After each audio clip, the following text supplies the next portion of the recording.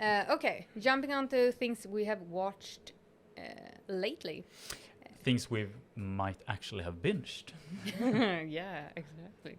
The first thing is actually a film, the new Disney Pixar film, Elemental, Yes. that follows Ember.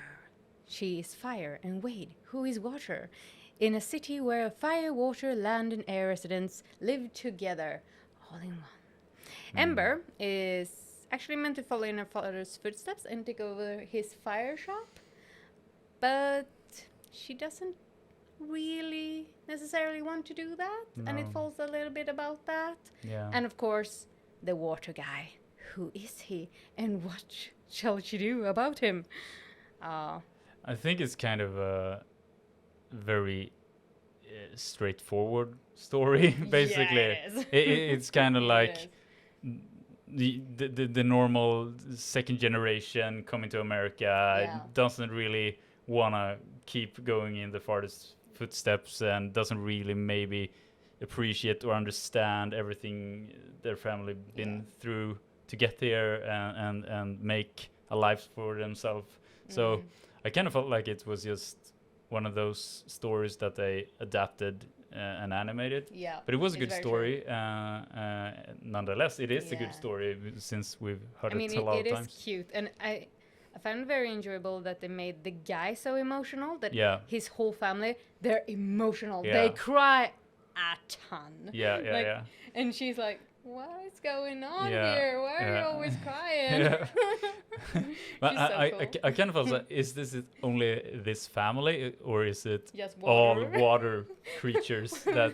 All water creatures yeah. are just crying all the time. I mean, That's 'cause why it's so much water. You in the call it world. waterworks, so it's not that Yeah. weird, I guess, to be crying that much. Yeah. Maybe, I don't know, but yeah, I like that they made the guy more sensitive. Yeah. But it also was kind of the whole higher. Hierarchy. Yeah, because we have basically the fire residents became kind of the outsiders. Yeah. Because they couldn't integrate so good with the water and Because the they're earth fire and the they wind. hurt people and things Yeah. so much. Yeah, it's actually very sad. Yeah, to so be it's- to be fire. So it was kind of a segregated Yeah.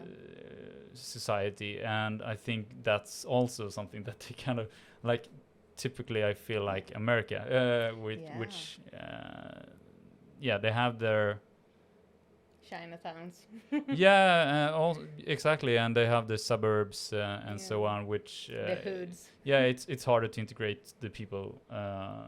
It seems like, Yeah. but yeah, it was a kind of story we heard before, but told in a new way. Yeah. And Disney is very good with making characters that are relatable, even though they're creatures, Yeah. or in this case elements, Yeah. and so on, and very good with combining the whole kind of what do you call them, like more heavy themes, I guess, or serious themes with good amount of jokes and funny scenes without, taking away from the bigger, The important things. yeah, like without taking away from the larger theme, I guess. Yeah. Or Exactly.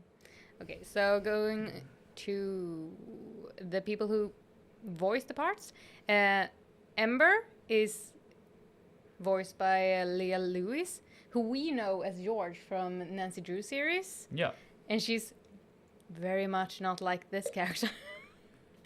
She's, I think, because in this she's the only child, so she's just herself instead of George, who has always been the older sibling taking care of the others. yeah. So it's very different from that point of view. But yeah, I'm gonna butcher this person's name, but Mamadou I don't know. Athi. We've seen him in Archive 81 as Dan Turner, and I know that we talked about how deep his voice was when we Oh. watched that series. Okay. It wasn't that deep in this movie, so I don't know if he's just grown and he just has taken it down a notch, or I don't know, but Good voice actor. yeah. Yeah.